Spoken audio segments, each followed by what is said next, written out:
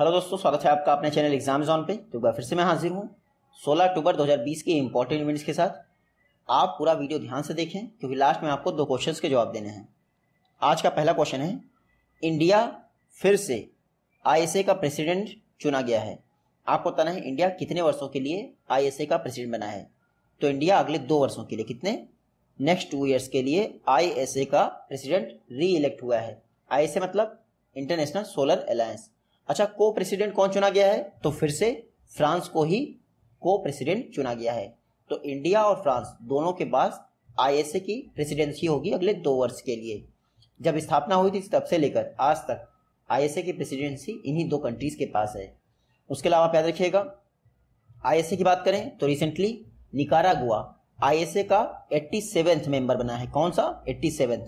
जब ISA launch हुआ था इंटरनेशनल सोलर अलायंस 2015 में, तब कहा गया था कि सिर्फ 121 देश ही इसके मेंबर रहेंगे जो ट्रॉपिक ऑफ कैप्रिकॉर्न और ट्रॉपिक ऑफ कैंसर के बीच में आते हैं। लेकिन बाद में कह दिया गया जितने भी यूएन मेंबर होते हैं वो सभी आईएसए के मेंबर बन सकते हैं। आईएसए की स्थापना मैंने बता दी आपको 2015 में हुई थी। हेडक्वार्टर इसका गुरुग्राम में है और डायरेक्टर जनरल कौन है? उपेंद्र त्रिपाठी। खास बात यह है कि जितनी भी आईएसए मेंबर्स होंगे यानी आईएसए मेंबर्स कंट्री, उनको सूर्य पुत्र के रूप में जाना जाता है। नेक्स्ट क्वेश्चन है, अनलॉक विद प्रिकॉशन स्लोगन के अंतर्गत कोविड-19 पर जन आंदोलन कैंपेन किसके द्वारा लॉन्च किया गया है? तो कोविड-19 पर जन आंदोलन कैंपेन लॉन्च किया गया है श्रीपद नायक। श्रीपद नायक हमारे आयुष मिनिस्टर हैं। इन्हीं के द्वारा कोविड-19 पर एक जन आंदोलन कैंपेन लॉन्च किया गया है जिसका स्लोगन है अनलॉक विद प्रिकॉशन। अच्छा, इस जन आंदोलन कैंपेन का थीम क्या है? पब्लिक हेल्थ रिस्पॉन्स टू कोविड-19 campaign for covid appropriate slogan. ये इतना बड़ा थीम है, आपको याद रखने की जरूरत नहीं, लेकिन इसका स्लोगन याद रखिएगा, अनलॉक विद प्रिकॉशन। इस जन आंदोलन कैंपेन का फोकस क्या होगा? देखिए, 3 मेन एरियाज पर फोकस करेगा। पहला है वियर मास्क, दूसरा है फॉलो फिजिकल डिस्टेंसिंग और तीसरा है मेंटेन हैंड हाइजीन। ये 3 एरियाज हैं जिस पर ये जन आंदोलन कैंपेन फोकस करेगा, जिसको अनलॉक विद प्रिकॉशन स्लोगन के अंतर्गत लॉन्च किया गया है श्रीपद नायक द्वारा, और ये हमारे मिनिस्टर हैं आयुष मिनिस्ट्री के। अच्छा, ये जब तक दवाई नहीं तब तक ढिलाई नहीं कैंपेन ये पीएम मोदी ने लॉन्च किया था। Next question, world student day ये प्रत्येक वर्ष 15 अक्टूबर को एपीजे अब्दुल कलाम की याद में मनाया जाता है। आपको बताना है एपीजे अब्दुल कलाम इंडिया के कौन से नंबर के प्रेसिडेंट थे? तो एपीजे अब्दुल कलाम जी इंडिया के 11वें नंबर के 11th प्रेसिडेंट ऑफ इंडिया थे एपीजे अब्दुल कलाम। इनका पूरा नाम था अब्दुल पाकिर जैनुलाब्दीन अब्दुल कलाम। इन्हीं की याद में प्रत्येक वर्ष वर्ल्ड स्टूडेंट डे ऑब्जर्व किया जाता है 15 अक्टूबर को। विश्व छात्र दिवस 15 अक्टूबर को ऑब्जर्व किया जाता है। इस बार का वर्ल्ड स्टूडेंट डे का थीम क्या है? Learning for people, planet, prosperity and peace. ये है वर्ल्ड स्टूडेंट डे का थीम। वर्ल्ड स्टूडेंट डे, इसी के साथ एक और डे मनाया जाता है, ये आप देखिए, इंटरनेशनल रूरल वुमेन डे। ये भी आपका 15 अक्टूबर को ही मनाया जाता है। इस बार international day of rural women, इसका थीम क्या था? Building rural women's resilience in wake of कोविड-19। क्या था? Building rural women's resilience in wake of कोविड-19। तो दोनों डेज याद रखिएगा, वर्ल्ड स्टूडेंट डे साथ ही international day of rural women, दोनों 15 अक्टूबर को ही मनाए जाते हैं। नेक्स्ट क्वेश्चन है, थैलेसेमिया बाल सेवा योजना का सेकंड फेज किसने लॉन्च किया है? तो थैलेसेमिया बाल सेवा योजना, इसका सेकंड फेज लॉन्च किया है डॉक्टर हर्षवर्धन। ये हमारे ministry of health and family welfare minister हैं डॉक्टर हर्षवर्धन। इनके द्वारा थैलेसेमिया बाल सेवा योजना का सेकंड फेज लॉन्च किया गया है। देखिए, जो बच्चों में ब्लड रिलेटेड डिजीज को कर्व करने के लिए ये थैलेसेमिया बाल सेवा योजना, इसका फर्स्ट फेज लॉन्च किया गया था 2017 में। अब वापस बच्चों में ब्लड रिलेटेड जो भी इश्यूज या डिजीज होती हैं उनको कर्व करने के लिए इसका सेकंड फेज लॉन्च कर दिया गया है। थैलेसेमिया, आप यहाँ देखिए, ये जो थैलेसेमिया बाल सेवा योजना है ये कोल इंडिया लिमिटेड का CSR कॉर्पोरेट सोशल रिस्पॉन्सिबिलिटी के अंतर्गत इनिशिएटिव है, जिसको ministry of health and family welfare द्वारा मिलकर लॉन्च किया गया है। तो 2017 में इसका फर्स्ट एडिशन लॉन्च हुआ था। थैलेसेमिया की वजह से जो हमारा ब्लड होता है उसको ऑक्सीजन को ऑब्जॉर्व करने की क्षमता कम हो जाती है, यानी हीमोग्लोबिन कम जनरेट करता है। नेक्स्ट क्वेश्चन है, Sujal drink from tap mission scheme किस स्टेट गवर्नमेंट द्वारा लॉन्च की गई? तो सुजल स्कीम को लॉन्च किया गया है ओडिशा गवर्नमेंट द्वारा।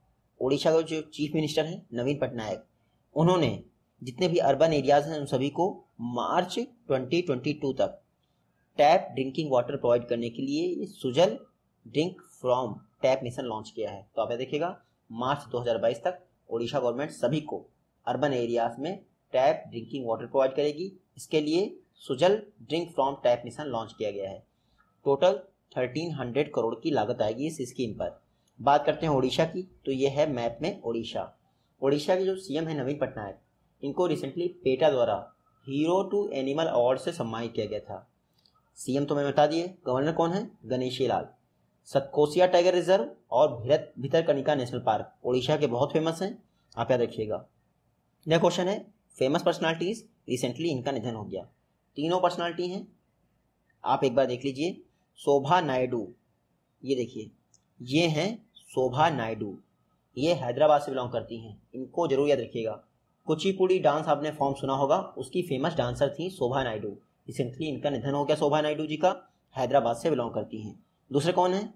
ये हैं विनोद कुमार सिंह, याद रखिएगा। विनोद कुमार सिंह बिहार में मंत्री थे अदर बैकवर्ड क्लासेस में, रिसेंटली इनका भी निधन हो गया, विनोद कुमार सिंह।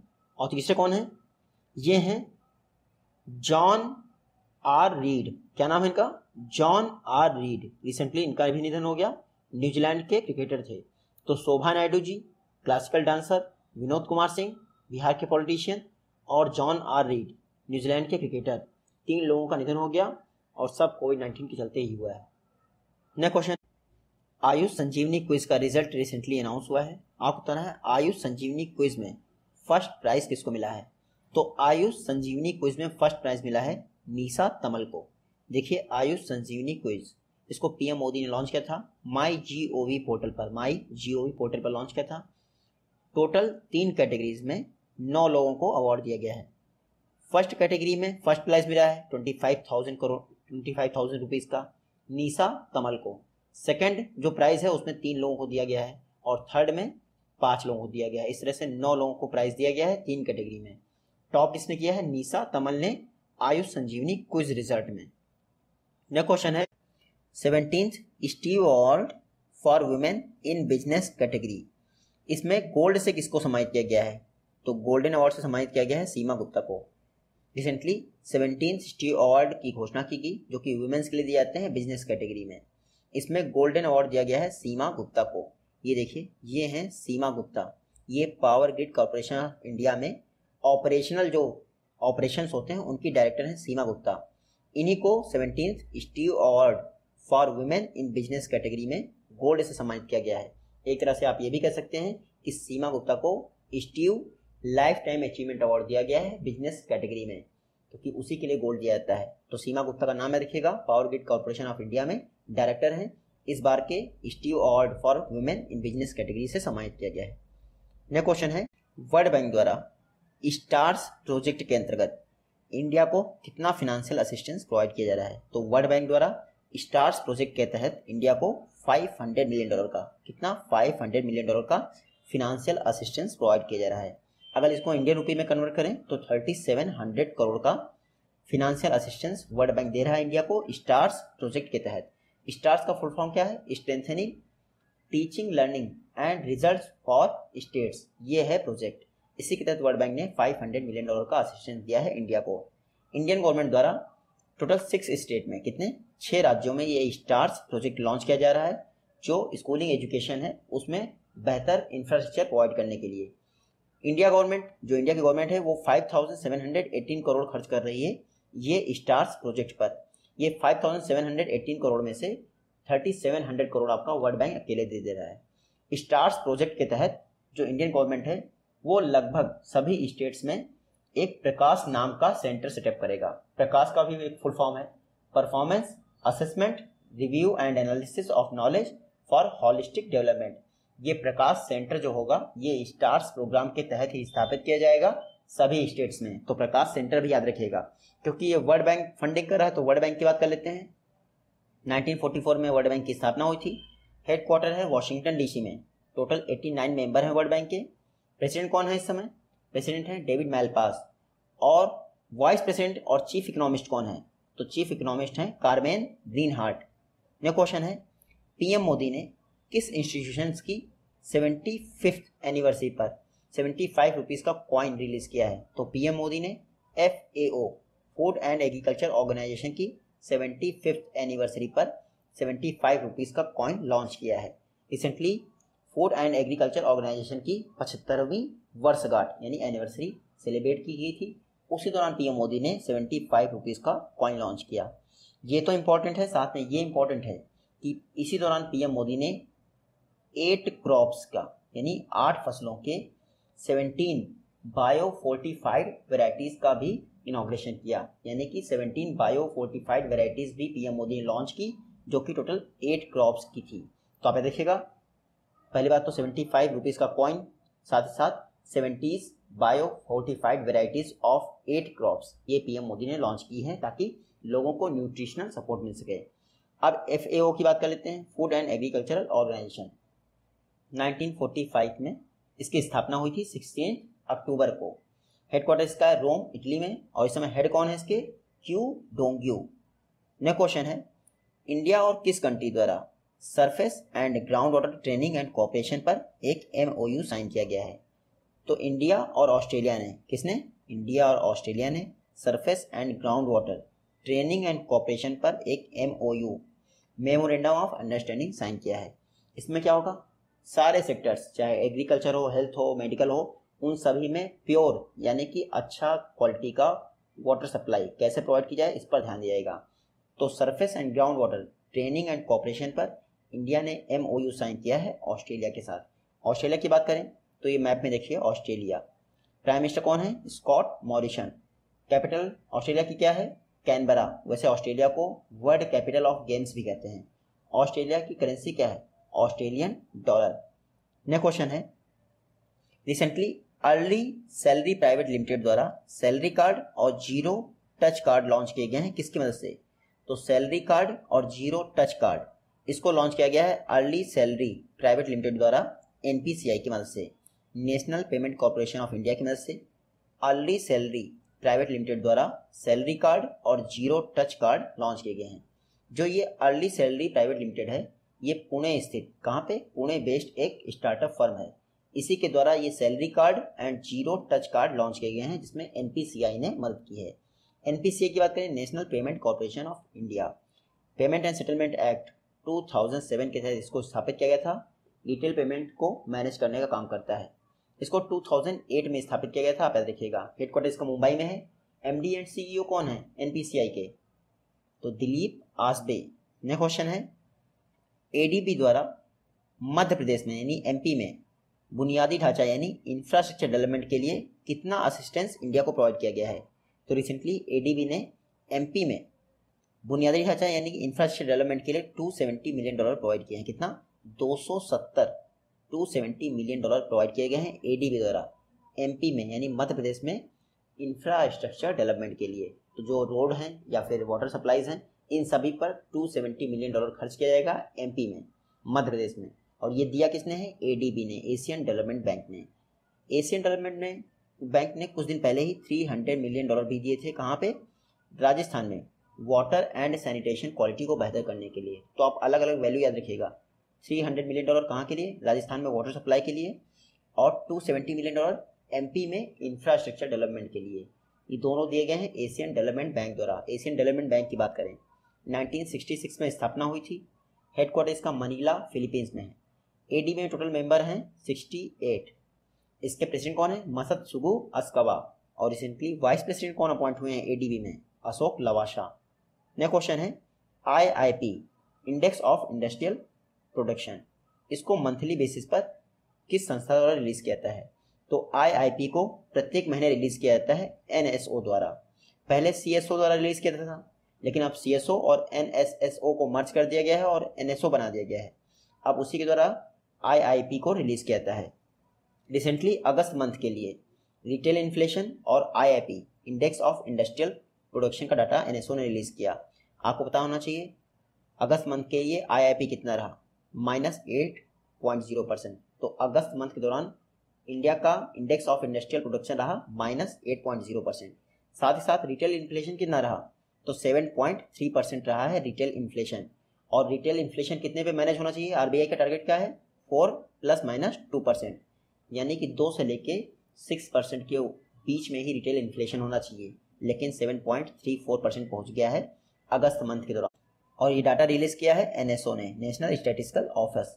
ये है ministry of statics and programme implementation के तहत कार्य करता है। नेक्स्ट क्वेश्चन है, इंडिया और किस कंट्री द्वारा रिसेंटली 6th ज्वाइंट कमीशन की बैठक ऑर्गेनाइज की गई। तो रिसेंटली इंडिया और नॉर्वे के बीच, किसके बीच, इंडिया और नॉर्वे के बीच 6th ज्वाइंट कमीशन की मीटिंग ऑर्गेनाइज की गई। चिल्ड्रन एंड मैटरनल जो हेल्थ है उस पर फोकस किया गया दोनों कंट्रीज द्वारा, यानी चिल्ड्रन और मैटरनल हेल्थ को कैसे बेहतर किया है। तो आप देखिएगा इंडिया एंड नॉर्वे द्वारा रिसेंटली 6th ज्वाइंट कमीशन की बैठक ऑर्गेनाइज की गई थी, जिसके अंतर्गत चिल्ड्रन एंड मैटरनल हेल्थ पर फोकस किया गया।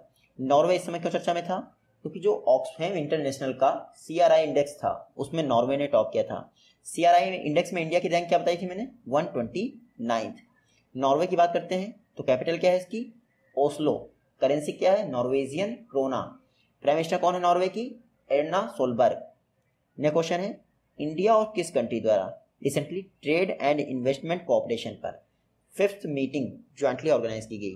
तो रिसेंटली इंडिया और मैक्सिको के बीच में ट्रेड एंड इन्वेस्टमेंट कोऑपरेशन पर 5th मीटिंग ऑर्गेनाइज की गई। इंडिया और मैक्सिको ने 5वीं मीटिंग ऑर्गेनाइज की है ट्रेड यानी व्यापार और इन्वेस्टमेंट यानी निवेश पर। तो व्यापार और निवेश को कैसे बढ़ाया जाए, यानी ट्रेड एंड इन्वेस्टमेंट को कैसे प्रमोट किया जाए, साथ ही साथ इंटेलेक्चुअल प्रॉपर्टी राइट्स को कैसे सिक्योर किया जाए, इस पर डिस्कशन करने के लिए इंडिया और मैक्सिको के बीच में 5th बैठक हुई है। यहाँ पे देखिएगा मैक्सिको की बात करें तो ये देखिए मैक्सिको नॉर्थ अमेरिका है, उसी में एक कंट्री है आपकी मैक्सिको। कल मैंने आपको डेल्टा साइक्लोन पढ़ाया था, जो डेल्टा हरिकेन है वो यही मैक्सिको की खाड़ी के आसपास ये आया था आपका अटलांटिक सी में, जिससे मैक्सिको भी अफेक्टेड हुआ। तो डेल्टा हरिकेन इसी एरिया में था अटलांटिक में। मैक्सिको की कैपिटल क्या है, मैक्सिको सिटी। करेंसी क्या है, पेसो। प्रेसिडेंट कौन है मैक्सिको के, तो कुछ दिन पहले ही लोपेज ओब्राडोर मैक्सिको के प्रेसिडेंट बने हैं। नेक्स्ट क्वेश्चन है, रिसेंटली FATF द्वारा पाकिस्तान को पुनः ग्रे लिस्ट में इंक्लूड कर दिया गया।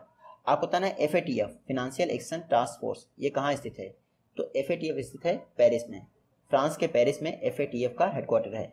रिसेंटली जो FATF का एशिया पैसिफिक ग्रुप है उसके द्वारा पाकिस्तान को पुनः ग्रे लिस्ट में इंक्लूड कर दिया गया, यानी पाकिस्तान टेरर फाइनेंसिंग में और मनी लॉन्ड्रिंग पर रोक लगाने में समर्थ नहीं रहा है। तो एक बार फिर से पाकिस्तान ग्रे लिस्ट में शामिल हो गया है।